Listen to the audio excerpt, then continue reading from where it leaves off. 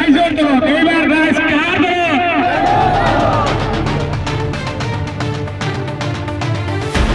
ঢিং সমষ্টিত ৰাইজৰ দলৰ তৎপৰতা ৰাইজৰ দলত যোগদান কেইবা শতাধিক লোকৰ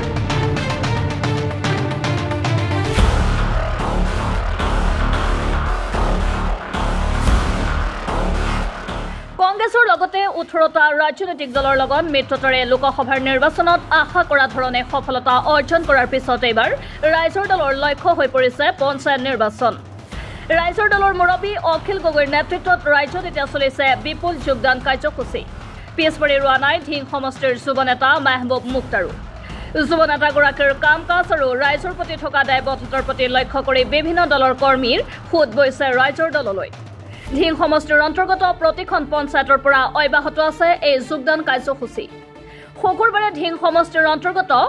লহকৰঘাট গাঁও পঞ্চায়তত ৰাইজৰ দলৰ নেতা মাহবুব মুক্তাৰৰ উপস্থিতিত AIDF কংগ্ৰেছ AGP আৰু অন্যান্য দলৰ কেইবা শতাধিক লোকে আনুষ্ঠানিকভাৱে যোগদান কৰিলে ৰাইজৰ দলত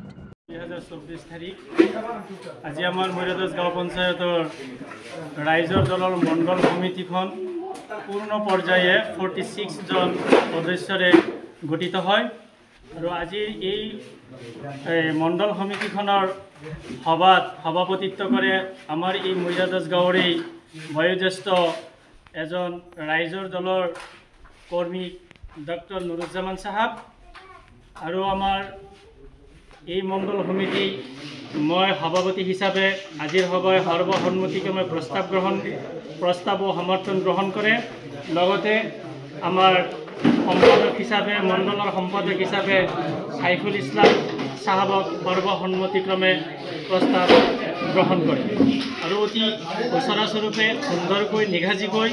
আমাৰ এই মণ্ডলখন গঠন হয় যাৰ ফলত আমাৰ মৈৰাদাস গাঁৱৰ সকলো ৰাইজেই বহুত ধন্যবাদ ও সঁহাৰি জনায় আমাৰ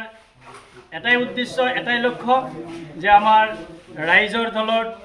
আমি সকলোৱে ৰাইজৰ দলৰ হৈ কাম কৰিম আৰু আমাৰ প্ৰতিনিধি যিজন হ'ব ৰাইজৰ দলৰ সেইজনক বিপুল ভোটত জয়ী কৰাই আমি দিছপুৰ মসনদ দখল কৰিবৰ কাৰণে আমি চেষ্টা কৰিম আৰু এই চেষ্টা অব্যাহত থাকিব আজিৰ পৰা 2026 চনলৈকে আজিৰ যোগদান কাৰ্যসূচীয়ে ঢিং সমষ্টিৰ ৰাজনৈতিক বতাহ গৰম কৰি তুলিছে মোৰাবাৰীৰ পৰা ইছমাইল হুছেইনৰ ৰিপৰ্ট MV লাইভ